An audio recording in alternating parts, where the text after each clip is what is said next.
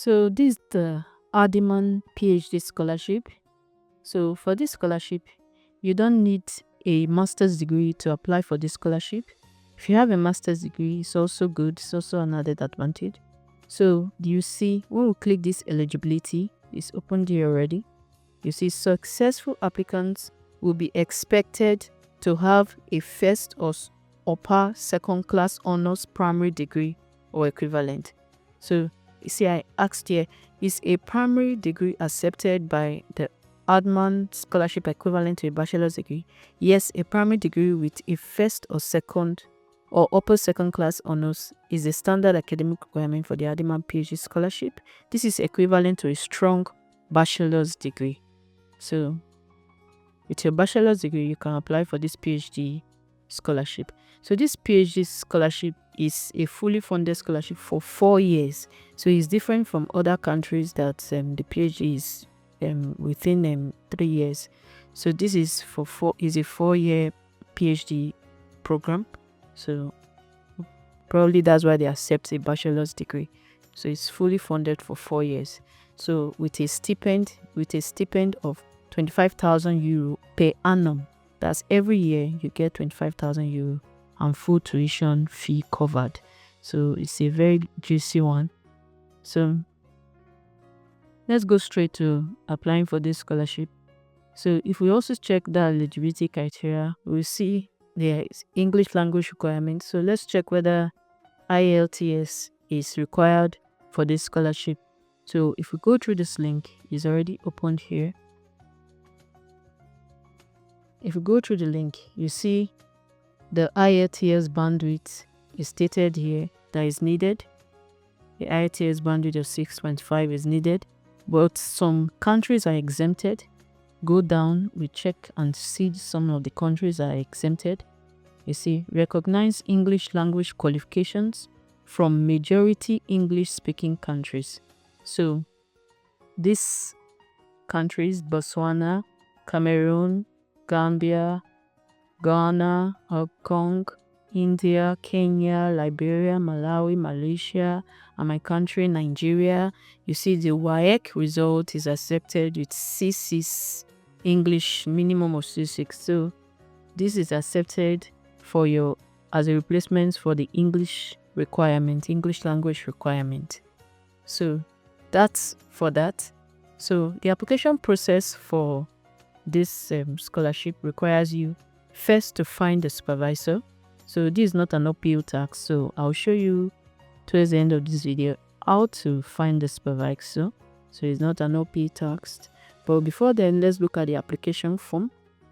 So if we click this link, it will take us to the application form. It is already opened here.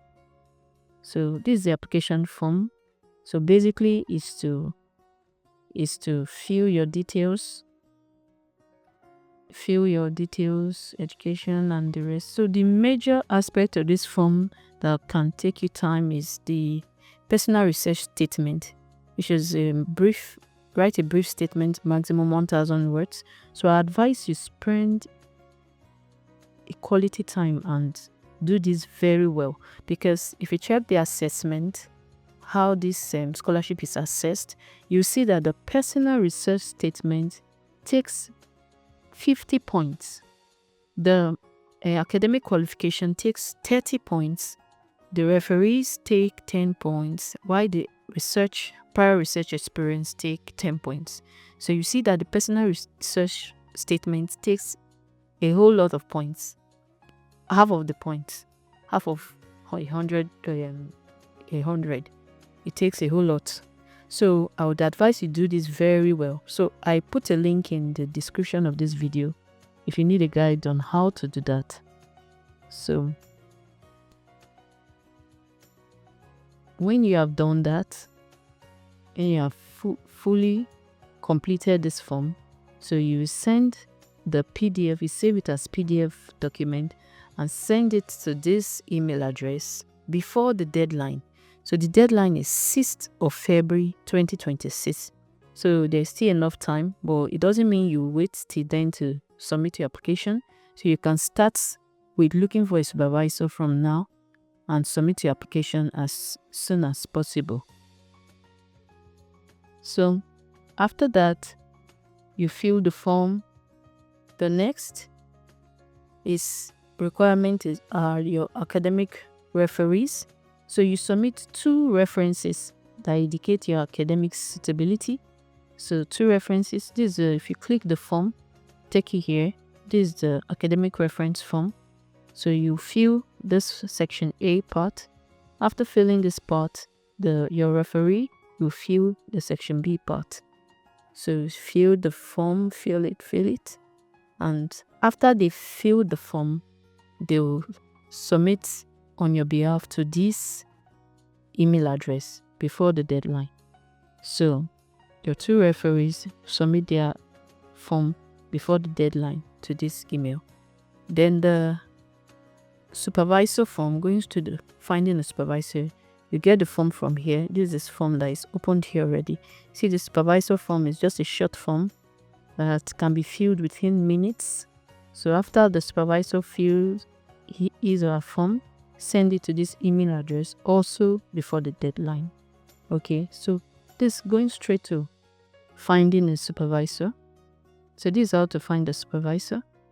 You go to the head section. You just click here, find the supervisor. Before we go straight to teaching you how to find the supervisor, let's look at the research courses that are offered by this school. So if you come here, you see the research degree programs. You see a number of programs in the College of Arts, College of Business, College of Medicine, College of Science and Engineering. So I'm very sure that you find your research interest or your background among these programs offered by this school. So let's go straight to finding the supervisor. So to do that, you go to this header. So underneath it is written here, click here to find a supervisor.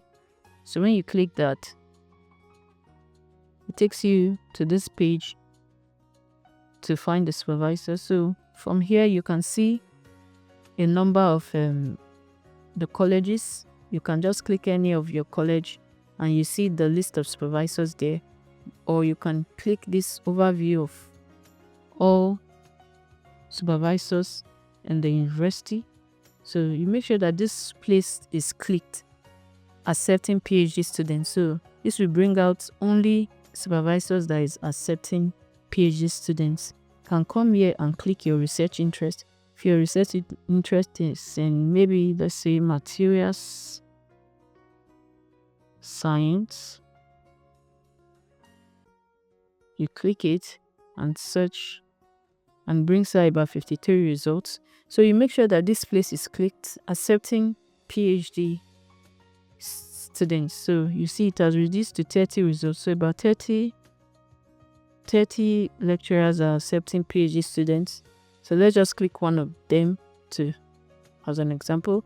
See Patrick McGarry. So you go through his profile, make sure that his research interest aligns with yours. Go through his profile, go through his research articles, go through them. Anyone that aligns with yours, you can talk about them. So, and send an email to his contact. Get his email and send it to his contact. So I just drafted something, just not verbatim you can follow, but something you can follow to send the supervisor. The heading can be prospective PhD supervision and Hardiman Scholarship expression of interest. Dear Professor or Doctor, his last name. I hope this message finds you where my name is, and I'm writing to express my strong interest in pursuing a PhD under your supervision in Department of at the University of Galway. I recently learned about the Hardiman PhD Scholarship, and I'm very keen on applying with a research focus that aligns closely with your work. I hold, you write your degree in social field in what university, where my research focused on, you write maybe your undergraduate research topic. Through this experience, I developed strong skills, and you can write the skills that you immediately developed. I have read your recent work on. You can just state any work related to yours from the research articles that I showed you in his profile. and found it particularly inspiring, especially your work on can put another year just to show that you've gone through his profile. I strongly feel that my background and research interest aligns well with your group's focus. I would be grateful for the opportunity to discuss the possibility of working under your supervision and developing a strong proposal for the Hardiman PhD Scholarship under your guidance. Please find attached my CV and academic transcript for your kind consideration. I will be happy to provide any other additional material. Thank you very much for your time and consideration. Kind regards, your email and possibly your phone number. So I would advise, after you've gotten a supervisor, I would advise that you also discuss with your supervisor if there are other scholarships that you can't put in or that aligns well with his research interest that he knows of, that he can also guide you on. So that you have more chances of making sure that even after you've gotten admitted into the university, you can as well get funded, even if you don't get this Hardiman scholarship. Okay, that. Going back to the application process. So after you've found your supervisor, another thing to note for those scholarship is to go through the frequently asked questions. We'll go back. Is to go through the frequently asked questions here. So many people will miss this aspect because these are the end. So you see, they asked here, do I need to submit an online structured PhD application as well as the Hardiman scholarship application? So yes, so you will need to submit an additional application into the school, which is separate from this Hardiman scholarship. So to do that, you need to apply online. So the application link is already here in the frequently asked question.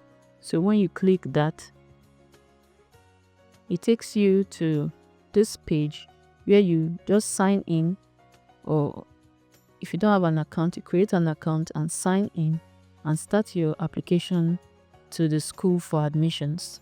So that you can get your admission side by side while you also secure this Hardiman scholarship. So I wish you good luck in your application.